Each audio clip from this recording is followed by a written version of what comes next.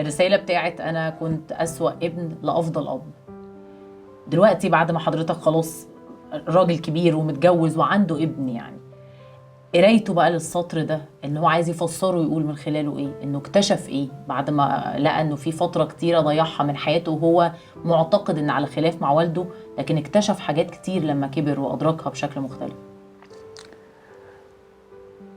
الحقيقة أبويا كان ناس كتيرة قوي بتحسدني إن هو أبويا، في حين إن أنا مش بس ضيعت وقت وأنا بتعبه، لا أنا ضيعت وقت إن أنا بعيد عن حضنه. يعني كنت دايما بقول لأي حد عنده مشاكل مع أبوه مهما كانت صعبة، كنت بقول له دايما يعني يلي أبوك لسه موجود الحق قرب الزق فيه، لأن اللحظة اللي هتعدي مش هترجع تاني.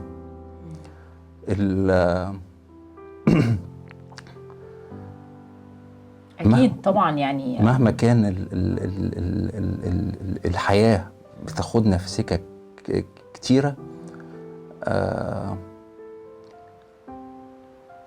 ما ينفعش نسيبها تضيع علينا لحظات ممكن نعيشها مع أهالينا، خصوصا أبويا وأمي. ما ينفعش إن أنا أضيع لحظة وهم مش راضيين عليا، وهم مش مبسوطين إن هم جابوا للدنيا ولد عشان يكمل سيرتهم في الدنيا.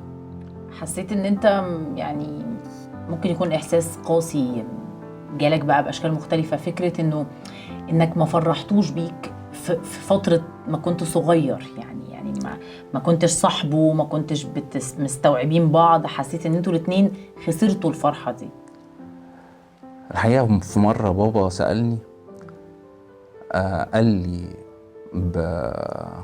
بسؤال استفهامي: تفتكر يا محمود أنا أب ظالم؟ فأنا بكل تمرد رديت عليه وقلت له أيوه. فقال لي إن الناس بتجيب ولاد للدنيا عشان يبقوا امتداد عمر تاني بيتعاش، يعني يبقوا امتداد للسيرة والأخلاق.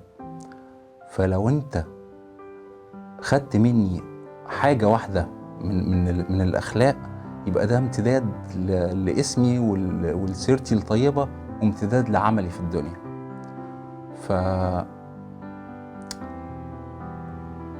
يعني مش لاقي أي مبرر ليا وانا ببص للموضوع من النهارده، ان انا كنت حتى لما يسالني ان انا اب ظالم اقول له انت ظالم. الحقيقه هو ما كانش ظالم، هو كان اعظم بني ادم الناس العاديه بتتمنى ان هي تصاحبه وتقرب منه، ومخفي او مداري كميه حنيه ممكن تغرق الدنيا دي كلها ورا البني ادم الصلب اللي عايزنا دايما نبقى واثقين ان احنا متداريين ورا حيطه صلبه مفيش اي حد هيقدر يجي ناحيتها.